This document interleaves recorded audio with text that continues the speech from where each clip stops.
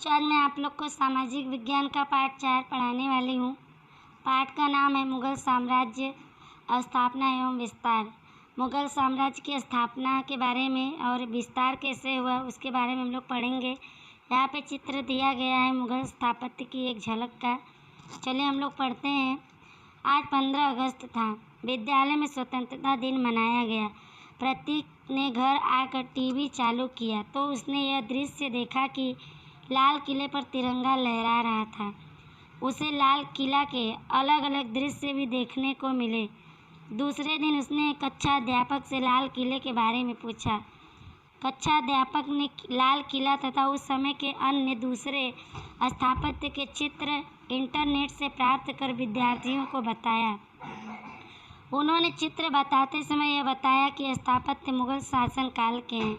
चलिए आज आपको मुगल शासन के बारे में बताता हूँ। क्या कह रहे हैं कि आज 15 अगस्त था। विद्यालय में स्वतंत्रता दिवस मनाया गया। प्रतीक ने घर आकर जब टीवी ऑन किया, चालू किया, तो उसने यह सीन, दृश्य का मतलब होता है सीन, देखा कि लाल किले पर तिरंगा झंडा लहरा रहा है। उसे लाल किले के अलग अलग दृश्य भी देखने को मिले।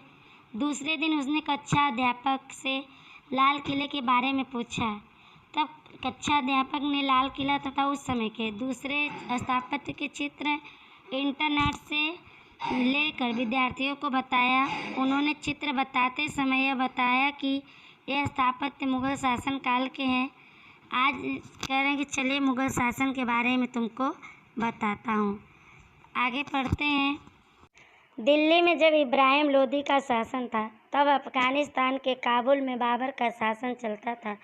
बाबर मुगल वंश का शासक था। उसने ईस्वी सन 1526 में दिल्ली पर आक्रमण किया। पानीपत के मैदान में बाबर की तोपों से सज्ज सेना के विरुद्ध इब्राहिम लोदी की हार हुई। दिल्ली पर सल्तनत युग समाप्त हुआ और मुगल शासन शुरू हुआ। प्रारंभ में मुगल की सत्ता दिल्ली के आसपास के विस्तारों में थी। बाबर ने कुछ और प्रदेशों में जीत हासिल की। उसके बाद के शासकों के शासन के दरमियान धीरे धीरे मुगल सत्ता का विस्तार हुआ। मुगल शासकों के शासन के दरमियान घटित कुछ महत्वपूर्ण घटनाओं के बारे में देखें और उसके आधार पर उस समय की शासन व्यवस्था, सामाजिक जीवन के बारे में जानकारी प्राप्त करें। यहाँ बताया गया है कि दिल्ली में जब इब्राहिम लोदी का शासन था तब अफगानिस्तान के काबुल में बाबर का शासन चलता था। बाबर मुगल वंश का शासक था। उसने ईस्वी सन 1526 में दिल्ली पर हमला किया। पानीपत के मैदान में बाबर की तोपों से सजी सेना के विरुद्ध खिलाफ इब्राहिम लोदी की हार हुई। दिल्ली पर सल्तनत युग समाप्त हुआ और मुगल शासन आरंभ हुआ। शुरू में मुगलों का शासन दिल्ली के आसपास के विस्तारों में ही थी। बाबर ने कुछ और प्रदेशों में जीत हासिल की। उसके बाद के शासकों के शासन के दरमियान धीरे धीरे मुगल शासन का विस्तार हुआ। मुगल शासन के दरमियान कुछ घटित महत्वपूर्ण घटनाओं के बारे में हम लोग देखेंगे और उसके आधार पर उस समय की शासन व्यवस्था, सामाजिक जीवन के बारे में जानकारी प्राप्त करेंगे। आगे पढ़ते हैं। मुगल शासन की प्रमुख घटनाएं, इसके बारे में हम लोग पढ़ते हैं। पहला है बाबर 1526 से 1530। ईस्वी सन 1527 में चित्तौड़ के वीर योद्धा राणा सांगा के साथ खानवा के मैदान में लड़ाई हुई। बाबर ने युद्ध में तोप का उपयोग किया था। इस युद्ध में राणा सांगा की हार हुई। ईस्वी सन 1530 में बाबर के बीमार पड़ने पर उसकी मृत्यु हुई। इसके पहले उसने दिल्ली और आगरा के आसपास के इलाकों पर मुगल सत्ता की नींव यानी जड़ मजबूत करने के लिए कुछ लड़ाइयाँ लड़ी, जिसमें उसे अधिकतर सफलता यानी कामयाबी मिली। बाबर के बारे में यहाँ बता रहे हैं कि 1526 से 1530 की घटना के बारे में कि ईस्वी 1527 में चित्तौड़ के वीर योद्धा राणा सांगा के साथ खानवा के मैदान में लड़ाई हुई। बाबर ने युद्ध में तोप का उपयोग किया था। इस युद्ध में राणा सांगा पराजय हुए, उनकी हार हुई। ईस्वी सन 1530 में बाबर के बीमार पड़ने पर उसकी मृत्यु हुई। इसके पहले उसने दिल्ली और आगरा के आसपास के इलाकों पर मुग़ल शासन की नींव मजबूत करने के लिए कुछ लड़ाइयाँ लड़ी, जिसमें उसे ज़्यादातर सफलता मिली। आगे है हुमायूं, 1530 से 1540 और 1555 से 1556 तक। बाबर के बाद हुमायूं दिल्ली की गद्दी पर आया। पिता की वसीयतनामा के अनुसार राज्य का विभाजन करके प्रत्येक भाई को एक एक प्रांत यानी प्रदेश दिया। दिल्ली का शासन उसने अपने पास रखा। हुमायूं को भाई कामरान और अफगान के विरुद्ध यानी खिलाफ सतत यानी लगातार संघर्ष करना पड़ा। शेर शाह के सामने हुमायूं की 2 बार पराजय होने पर 15 वर्ष तक उसे भटकना पड़ा। इस भटकाव के दरमियान यानी समय अमरकोट के राणा के यहाँ अकबर का जन्म हुआ था। शेर शाह के पश्चात के सरदारों से हुमायूं ने दिल्ली का राज्य पुनः यानी फिर से प्राप्त किया। हुमायूं के बारे में बताया जा रहा है कि बाबर के बाद हुमायूं दिल्ली की गद्दी पर आया। पिता की वसीयतनामा के अनुसार राज्य का बंटवारा करके प्रत्येक भाई को एक एक प्रदेश दिया। दिल्ली का शासन उसने स्वयं अपने पास रखा। हुमायूं को भाई कामरान और अफगान के खिलाफ लगातार संघर्ष करना पड़ा, लड़ाई करनी पड़ी। शेर शाह के सामने हुमायूं को 2 बार हार होने पर 15 वर्ष तक उसे भटकना पड़ा इधर उधर। इस भटकने के दौरान अमरकोट के राणा के यहाँ अकबर का जन्म हुआ। शेर शाह के बाद सरदारों से हुमायूं ने दिल्ली का राज्य फिर से प्राप्त कर लिया। आगे पढ़ते हैं। शेर शाह 1540 से 1545। शेर शाह सूरी अफगान सरदार था। वह अपने मेहनत से आगे बढ़ा था। उसने हुमायूं को 2 बार हराया था।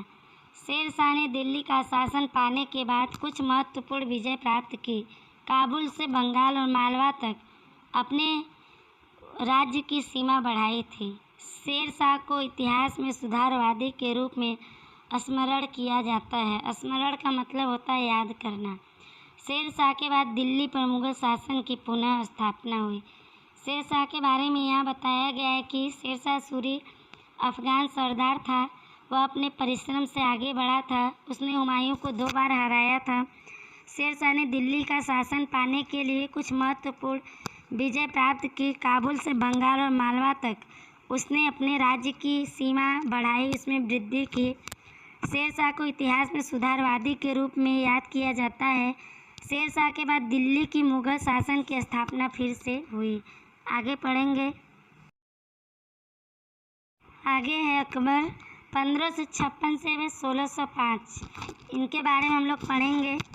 अकबर की उम्र 13 वर्ष की थी जब उसके पिता हुमायूं का निधन यानी मृत्यु हुआ था। अकबर किशोर होने से हुमायूं के वफादार सरदार बैरम खान ने रक्षक के रूप में उसका पालन पोषण किया और उसकी तरफ से राज्य व्यवस्था का संचालन किया। अकबर पंजाब में था तब दिल्ली पर सिकंदर सूरी के सरदार हेमू ने दिल्ली पर सत्ता यानी शासन की स्थापना की। इससे बैरम खां के निर्देशन में अकबर ने हेमू को पानीपत के मैदान में पराजित किया यानी हराया। बैरम खां के ज़्यादा स्वतंत्र होने पर अकबर ने उसकी सत्ता यानी शासन वापस ले ली। उसे हज के लिए भेजा, जहाँ रास्ते में उसकी हत्या हुई। अकबर ने राणा प्रताप के साथ हुई लड़ाई में चित्तौड़ और रणथंभौर हासिल किए। दोनों के बीच बार बार लड़ाइयाँ होती थी। ईस्वी सन 1585 से 1605 के दरमियान अकबर के साम्राज्य का विस्तार हुआ। इसमें उसने कंधार, कश्मीर, काबुल जैसे राज्यों को अपने साम्राज्य में मिला लिया। दक्षिण में खानदेश, अहमदनगर जैसे प्रदेश पर भी शासन स्थापित की। अकबर के शासन के अंतिम वर्षों में शहजादा सलीम के विद्रोह के कारण उसकी राज्य सत्ता डावाडोल हो गई। अंत में सलीम ही जहांगीर नाम धारण करके दिल्ली की गद्दी पर आया। यहाँ कह रहे हैं कि अकबर की उम्र 13 वर्ष की थी जब उनके पिता हुमायूं का निधन हो गया था।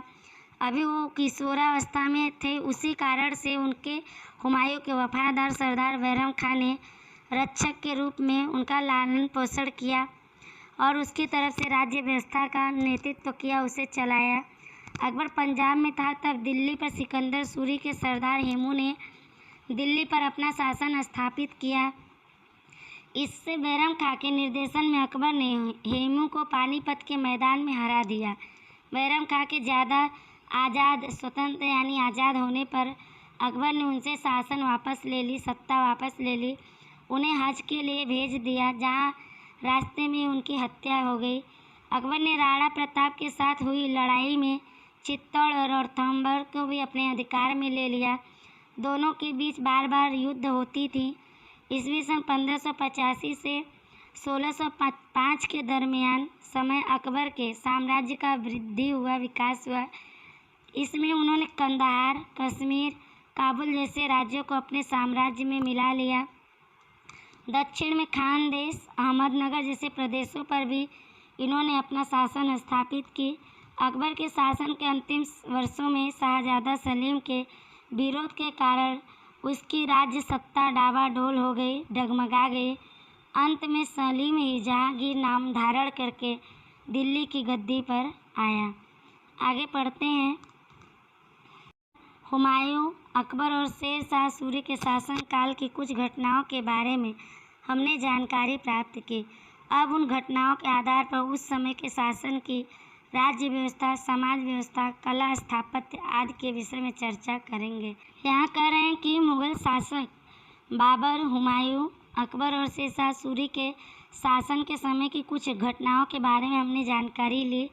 अब उन घटनाओं के आधार पर उस समय का शासन की राज्य व्यवस्था कैसी थी, समाज व्यवस्था कैसी थी, कला स्थापना कैसा था आदि विषयों पर हम चर्चा करेंगे और जानेंगे। पढ़ते हैं आगे। मुगलों का अन्य शासकों के साथ संबंध, रिश्ता, इसके बारे में हम लोग पढ़ते हैं। कैसा रिश्ता था दूसरों के साथ मुगलों का। हुमायूं को जब भटकना पड़ा था तब उसे आश्रय यानी शरण देने वालों में हिंदू परिवार भी था। अकबर के पालन पोषण पर उसका प्रभाव यानी असर था। जब वह शासक बना तो उसने हिंदू शासकों की मदद ली। उसे पता था कि राजपूतों की अवहेलना यानी उन्हें नज़रअंदाज करके इस देश में शासन नहीं किया जा सकता। इस कारण उसने उन लोगों के साथ संबंध बनाकर विश्वास में लिया जिन्होंने उसकी सत्ता यानी शासन नहीं मानी। उसके विरुद्ध संघर्ष हुआ, जिसमें मेवाड़ के सिसोदिया राजपूतों ने लंबे समय तक अकबर से टक्कर लिया था। यहाँ पे कह रहे हैं कि हुमायूं को जब भटकना पड़ा था तब उसे शरण देने वालों में हिंदू परिवार भी था। अकबर के पालन पोषण पर उसका असर था। जब वह शासक बना, राजा बना, तब उसने हिंदू शासकों की सहायता ली। उसे यह बात पता था कि अगर राजपूतों को अवहेलना करके, नज़रअंदाज करके देश पे शासन करना चाहे तो नहीं किया जा सकता। इस कारण से उसने उन लोगों के साथ अच्छे रिश्ते बनाकर उन्हें विश्वास में लिया जिन्होंने उसकी सत्ता नहीं मानी। उनके खिलाफ वो लड़ाई किया, जिसमें मेवाड़ की सिसोदिया राजपूतों ने बहुत लंबे समय तक अकबर से टक्कर लिया, लड़ाई किया। आगे पढ़ते हैं। गद्दी वारिस की परंपरा। गद्दी वारिस की परंपरा के बारे में हम लोग पढ़ते हैं। कोई भी शासक अपने राज्य का उत्तराधिकारी नियुक्त करता है। अधिकतर बड़ा पुत्र अधिकारी के रूप में नियुक्त किया जाता है। इस नियम के बदले मुगल शासन में सभी पुत्रों को समान भाग से राज्य को बांट दिया जाता था। यह प्रणाली हुमायूं के समय से अख्तियार की गई थी। अख्तियार का मतलब होता है अपनाया गया। इसके बाद के शासनकाल में राजगद्दी के लिए अनेक छल प्रपंच यानी धोखाधड़ी किए गए थे। भाइयों के बीच हुए झगड़े में जिससे सफलता मिलती थी वह दिल्ली का राजगद्दी पर बैठता था। कह रहे हैं गद्दी वारिस की परंपरा के बारे में यहाँ बताया गया है कि कोई भी शासक या राजा अपने राज्य का उत्तराधिकारी नियुक्त करता था, चुनता था। अधिकतर बड़ा पुत्र ही उत्तराधिकारी के रूप में चुना जाता था। इस नियम के बदले मुगल शासन में सभी पुत्रों को समान भाग से राज्य को बांट दिया गया था। यह नियम हुमायूं के समय में अपनाई गई थी। उसके बाद शासनकाल में राजगद्दी के लिए अनेक धोखाधड़ी किए गए थे। भाइयों के बीच झगड़े में जिससे सफलता मिलती थी, कामयाबी मिलती थी, वह दिल्ली की गद्दी पर बैठता था। आगे पढ़ते हैं। राजतंत्र की व्यवस्था। मुगल समय में सूबेदारी अमल में थी। अकबर ने अपने राज्य का 15 जितना विभाग किया था। प्रत्येक सूबा या प्रांत यानी प्रदेश के रूप में जाना जाता था। सूबा के उप विभाग को सरकार तथा सरकार के उप विभाग को परगना कहा जाता था। परगना से ऊपर आमिल था, वह महसूल के काम करता था। महसूल मतलब होता है कर, अर्थात परगना का महसूल एकत्रित करने वाला ऊपरी अधिकारी। गाँव में ग्राम पंचायत थी, उसके मुखिया को पटेल, चौधरी, मकादम जैसे पदों से पहचाना जाता था। यानी कि इस समय समाज में इस तरह के 2 पद थे। राजतंत्र की व्यवस्था के बारे में यहाँ बताया गया है कि मुगल समय में सूबेदारी अमल में थी। अकबर ने अपने राज्य का 15 जितना विभाग किया था। प्रत्येक सूबा यानी प्रदेश के रूप में जाना जाता था। सूबा के उप विभाग को सरकार तथा सरकार के उप विभाग को परगना कहा जाता था। परगना के ऊपर आमिल था, वह महसूल यानी कर के काम करते थे, कर वसूलने का, अर्थात परगना का महसूल एकत्रित करने वाला ऊपरी अधिकारी होता था। गांव में ग्राम पंचायत थी, उसके मुखिया को पटेल, चौधरी, मकादम जैसे पदों से पहचाना जाता था। यानी कि इस समय समाज में इस तरह के 2 पद थे। आगे है, अकबर के समय में राज्य में यात्रा कर बंद कर दिया गया था। यात्रा कर बंद होने के कारण भारत के कुछ तीर्थ स्थलों पर लोगों की भीड़ रहती थी। मुगल वंश के सभी शासकों में अकबर को सहिष्णु और उदार शासक माना जाता है। वह हर शुक्रवार को सिकरी के इबादत खाने में धर्म सभा रखता था। यूँ तो यहाँ चर्चा होने से उसे चर्चा सभा भी कहा जाता था। सभा में सभी धर्म के प्रतिनिधि आते थे। उस समय के समर्थ विद्वानों में से अकबर की राज्यसभा सुशोभित होती थी। बता रहे हैं कि अकबर के समय में राज्य में जो यात्रा करने पर कर लिया जाता था उसे बंद कर दिया गया था। यात्रा कर बंद होने के कारण भारत के कुछ तीर्थ स्थानों पर लोगों की ज़्यादा भीड़ रहती थी।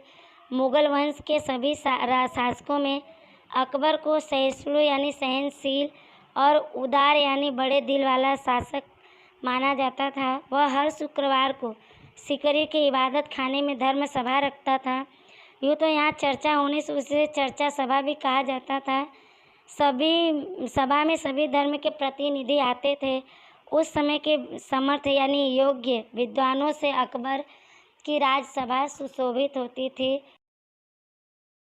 अर्थात उसकी शोभा राज्यसभा की बढ़ जाती थी। आगे इसके बारे में और पढ़ते हैं, जैसे कि महसूल का विशेषज्ञ दीवान टोडरमल, दक्ष सेना अध्यक्ष राजा मान सिंह, आईने अकबरी का रचयिता इतिहासकार अबुल फजल, सुप्रसिद्ध गायक तानसेन, कुशाग्र यानी तेज बुद्धि वाला और रसिक मुल्ला दोप्या, विनोदी तुक्के का जनक तथा हाजिर जवाबी महेश दास बीरबल, प्रसिद्ध वैद्य हकीम सिद्धहस्त कवि फैजी, हिंदी पद रचयिता अब्दुल रहीम आदि अकबर के दरबार के नवरत्न थे।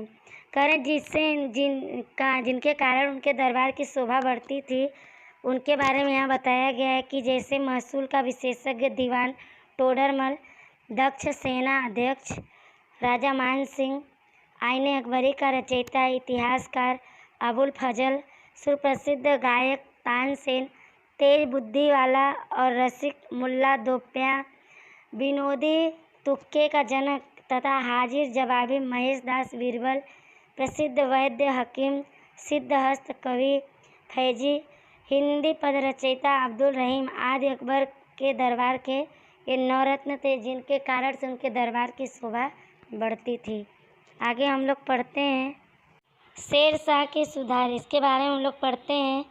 दिल्ली पर शेर शाह का शासन 5 वर्ष तक रहा था। इस अल्प अवधि यानी थोड़े समय में उसने अनेक सुधार किए थे। शेर शाह को एक योद्धा के रूप में नहीं बल्कि एक सुधारक के रूप में याद किया जाता है। उसने जमीन के प्रकार एवं उत्पादन के औसत से जमीन महसूल के दर का ढांचा यानी बनावट टोडरमल की सहायता से तैयार किया था। शेर शाह की यह महसूल पद्धति अकबर ने अपनाई थी। राज्य में सरलतापूर्वक माल सामान का आयात निर्यात हो सके इसके लिए जगह जगह बने चुंगी नाका को हटा दिया गया था। व्यापार को अधिक वेग मिले, रफ्तार मिले और पथिकों यानी राहियों को सुविधा के लिए चौड़े रास्ते बनवाए गए थे, जिसमें आगरा से बुरहानपुर, दूसरा था आगरा से मारवाड़ और तीसरा था लाहौर से मुल्तान प्रसिद्ध है। शेर शाह ने रास्ते के दोनों ओर वृक्ष लगवाए थे, रास्ते में विश्राम करने के लिए आवास बनवाया था। यहाँ पे बता रहे हैं शेर शाह के सुधार के बारे में कि दिल्ली पर शेर शाह का शासन लगभग 5 साल तक था। यह थोड़े समय में उसने अनेक सुधार किए थे। शेर शाह को एक योद्धा के रूप में नहीं बल्कि एक सुधारक के रूप में याद किया जाता है। उसने ज़मीन के प्रकार और उत्पादन के औसत से ज़मीन महसूल के दर का बनावट टोडरमल की मदद से तैयार किया था। शेर शाह की यह महसूल पद्धति अकबर ने अपनाई। राज्य में सरलता से आसानी के साथ माल सामान का आयात निर्यात हो सके इसके लिए जगह जगह बने चुंगी नाका को हटा दिया गया था। आयात निर्यात का मतलब होता है सामान ले जाना ले आना।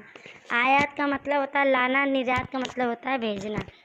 कह रहे व्यापार को अधिक रफ्तार मिले इसके लिए राहियों की सुविधा के लिए चौड़े रास्ते बनवाए गए थे, जिसमें पहला था आगरा से बुरहानपुर, दूसरा था आगरा से मारवाड़ और तीसरा था लाहौर से मुल्तान। ये प्रसिद्ध हैं रोड। शेर शाह ने रास्ते के दोनों ओर पेड़ लगवाए थे। रास्ते में विश्राम यानी आराम करने के लिए आवास भी बनवाया था। आगे है टंकसाल बनाकर चांदी के एक समान वजन के सिक्के बनवाए थे। शेर शाह ने सैन्य में कड़ा अनुशासन लागू किया था। उसने कूच करती हुई सेना को गांव के लोगों को परेशान करने या फसल को नुकसान पहुंचाने की सख्ती मनाही की थी। उसके शासन में गुनाहगारों को पकड़वाने की जिम्मेदारी कोतवाल के जिम्मे थी। शेर शाह स्वयं लगातार यानी सतत का मतलब होता है लगातार कार्य करके अन्य को काम करने की प्रेरणा यानी प्रोत्साहन देने वाला शासक माना जाता है। टंकसाल का मतलब होता है सिक्के ढालने के कारखाने। तो ऐसे कारखाने बनवाकर चांदी के एक समान वजन के सिक्के बनवाए थे शेर शाह ने सैनिकों में कड़ा अनुशासन लागू किया था। उनके सैनिक जब कूच करते थे कहीं जाने के लिए तो उन सेना को गांव के लोगों को परेशान करने या फसल को नुकसान पहुंचाने की सख्ती से मनाही की थी, उनको मना किया था। उनके शासन में जो गुनाहगार होते थे उनको पकड़वाने की जिम्मेदारी कोतवाल के जिम्मे पर था। शेर शाह खुद लगातार काम करके अन्य को काम करने की प्रेरणा यानी प्रोत्साहन देने वाला शासक माने जाते थे। आगे पढ़ते हैं चित्तौड़ की यश गाथा। चित्तौड़ की यश गाथा, यश मतलब होता है कीर्ति। चित्तौड़ की कीर्ति के बारे में गाथा हम पढ़ेंगे। गाथा का मतलब होता है कहानी। चलिए पढ़ते हैं। मुग़ल शासकों को मेवाड़ की सिसोदिया राजपूतों के साथ आए दिन यानी अक्सर युद्ध लड़ना पड़ता था। सूरबीर सिसोदिया राजपूत मुग़ल सत्ता स्वीकार करने के लिए तैयार नहीं थे। वे अकबर के सामने अपराजित योद्धा की तरह लड़ते थे, जिसमें महाराणा प्रताप की वीरता विशेष रूप से अंकित है। चित्तौड़ के सिसोदिया वंश के शासकों में महाराणा प्रताप अकबर के विरुद्ध अंत तक अपराजित वीर की तरह लड़ते रहे। अकबर मेवाड़ में मुग़ल सत्ता स्थापित करना चाहता था, इसलिए मेवाड़ और दिल्ली के बीच में युद्ध हुआ। इसमें हल्दी घाटी के मैदान में हुआ युद्ध सीमा चिन्ह माना जाता है। उस समय अकबर के पास आधुनिक यानी नए समय के शस्त्र, पर्याप्त तोप, गोला बारूद और विशाल यानी बहुत बड़ी सैनिक थी, जबकि महाराणा प्रताप के पास पर्वतीय प्रदेश का सहारा था। सूरवीर राजपूत योद्धा गिरिमालाओं में रहकर युद्ध करने की आदि वनवासी थे। मुग़लों की सागर जैसी सेना के सामने महाराणा प्रताप के 20 से 22,000 सूरवीर सैनिक लड़े थे। चित्तौड़ की इस गाथा के बारे में यहाँ बताया जा रहा है कि मुग़ल शासकों को मेवाड़ के सिसोदिया राजपूतों के साथ अक्सर युद्ध लड़ना पड़ता था। सिसोदिया वीर राजपूत मुग़ल सत्ता स्वीकार करने के लिए तैयार नहीं थे। वे अकबर के सामने अपराजित यानी जो पराजित न हो ऐसे योद्धा की तरह लड़ते रहते थे, जिसमें महाराणा प्रताप की वीरता विशेष रूप से जानी जाती है। चित्तौड़ की सिसोदिया वंश के शासकों में महाराणा प्रताप अकबर के खिलाफ अंत तक अपराजित वीर की तरह लड़ते रहे। अकबर मेवाड़ के मुगल सत्ता स्थापित करना चाहता था, इसलिए मेवाड़ और दिल्ली के बीच में युद्ध हुआ। इसमें हल्दी घाटी के मैदान में हुआ युद्ध सीमा चिन्ह माना जाता है। उस समय अकबर के पास नए समय का शस्त्र, पर्याप्त तोप, गोला बारूद और बहुत बड़ी सैनिक थी, जबकि महाराणा प्रताप के पास पर्वतीय प्रदेश का ही सहारा था। शूरवीर राजपूत योद्धा गिरिमालाओं में रहकर पर्वतों के बीच रहकर युद्ध करने के आदी वनवासी थे। मुगलों की बहुत बड़ी सेना के सामने महाराणा प्रताप के 20 से 22 हजार शूरवीर सैनिक लड़े थे। आगे इनके बारे में और पढ़ते हैं। हल्दी घाटी के मैदान में हुए इस युद्ध ने महाराणा प्रताप और चेतक घोड़ा को अमर बना दिया है। राणा प्रताप के चेतक घोड़ा को प्रशिक्षण देकर तैयार किया गया था। रणभूमि यानी युद्ध के मैदान में चेतक घोड़ा राणा प्रताप के इशारे के अनुरूप बर्ताव करता था। अनुरूप यानी उनके अनुसार बर्ताव यानी व्यवहार। हल्दी घाटी का युद्ध जब चरम सीमा पर था, तब राणा प्रताप के एक इशारे पर चेतक अश्व ने ऊंची छलांग लगाकर मुगल सेनापति के हौदे तक अपने टॉप रख दिए थे। राणा ने भाले से वार किया, किंतु हाथी के ऊपर के हौदे ने सेनापति को बचा लिया। ऐसे अनेक प्रसंगों का उल्लेख मिलता है। ऐसे अनेक युद्ध वर्णन हल्दी घाटी से जुड़े हुए हैं। ऐसा कहा जाता है कि राणा प्रताप गिर गए थे, तब एक सरदार ने घायल राणा प्रताप का छत अपने सिर पर रखकर मुगल सैनिकों को भरमाया यानी उन्हें चकमा दिया था। घायल राणा प्रताप को उनके अश्व यानी घोड़े ने रणभूमि से बाहर ले जाकर बचाया था। ऐसी अनेक बातें राणा प्रताप और अकबर के साथ जुड़ी हुई हैं। यहाँ करें कि हल्दी घाटी के मैदान में हुए इस युद्ध ने महाराणा प्रताप और चेतक घोड़े को अमर बना दिया, प्रसिद्ध कर दिया हमेशा के लिए। राणा प्रताप के चेतक घोड़ा को प्रशिक्षण देकर तैयार किया गया था। युद्ध के मैदान में चेतक घोड़ा राणा प्रताप के इशारे के अनुसार व्यवहार करता था। हल्दी घाटी का युद्ध जब अंतिम समय पर था, तब राणा प्रताप के एक इशारे पर चेतक घोड़ा ने ऊंची छलांग लगाकर मुगल सेनापति के हौदे के तक अपने टाप रख दिए थे। हौदा यानी हाथी के ऊपर जो रखा जाता है, जिसमें बैठकर लोग युद्ध करते हैं। राणा ने भाले से हमला भी किया था, किंतु हाथी के ऊपर हौदे ने सेनापति को बचा लिया। ऐसे अनेक प्रसंगों का वर्णन किया गया है। ऐसे अनेक युद्ध वर्णन हल्दी घाटी से जुड़े हुए हैं। ऐसा कहा जाता है कि राणा प्रताप जब गिर गए थे, तब एक सरदार ने घायल राणा प्रताप का छत्र अपने सिर पर रखकर मुगल सैनिकों को भरमाया था, उन्हें चकमा दिया था। राणा प्रताप को उनके घोड़े ने युद्ध के मैदान से बाहर ले जाकर बचाया था। ऐसी अनेक बातें राणा प्रताप और अकबर के साथ जुड़ी हुई हैं। आगे पढ़ते हैं। अकबर के साथ हुए युद्ध में राणा प्रताप की सेना हार गई, किंतु वे हिम्मत नहीं हारे। उनकी हिम्मत अडिग रही, टिकी रही। वे जंगलों में भटके, अनेक मुश्किलों का सामना की, किंतु अपनी हिम्मत नहीं हारे।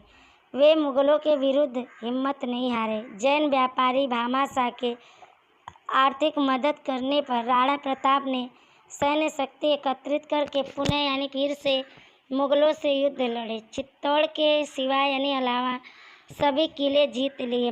जब तक चित्तौड़ मिलेगा नहीं, तब तक पलंग पर सोऊंगा नहीं की प्रतिज्ञा जीवन के अंत तक उन्होंने निभाई। यहाँ करें कि अकबर के साथ हुए युद्ध में राणा प्रताप की सेना हार गई, किंतु वे अपनी हिम्मत नहीं हारे। उनकी हिम्मत रुकी रही, अपनी जगह पर टिकी रही। वे जंगलों में भटके, अनेक कठिनाइयों का सामना किए, लेकिन अपनी हिम्मत नहीं हारे। वे मुगलों के खिलाफ हिम्मत नहीं हारे। जैन व्यापारी भामाशाह के आर्थिक मदद करने पर राणा प्रताप ने सैन्य शक्ति एकत्रित करके फिर से मुगलों से युद्ध लड़े। चित्तौड़ के अलावा उन्होंने सभी किले जीत लिए। जब तक चित्तौड़ मिलेगा नहीं, तब तक पलंग पर नहीं सोऊंगा, ऐसा प्रतिज्ञा उन्होंने जीवन के अंत तक निभाया उसे। बच्चों, यह पाठ आपका समाप्त हुआ। इस वीडियो को आप लोग ध्यान से सुनिएगा। इसका प्रश्न उत्तर आपको दिया जाएगा।